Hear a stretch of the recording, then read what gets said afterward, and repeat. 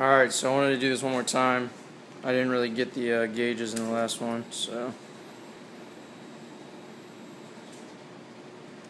Check engine lights on. I'm not sure why. We look under here. Everything's in there how it should be.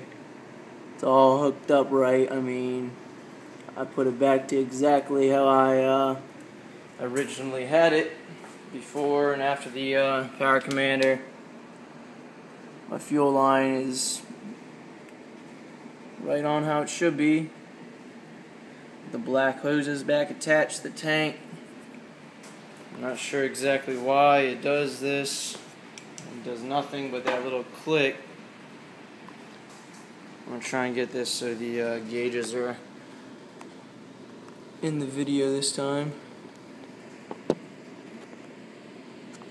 This is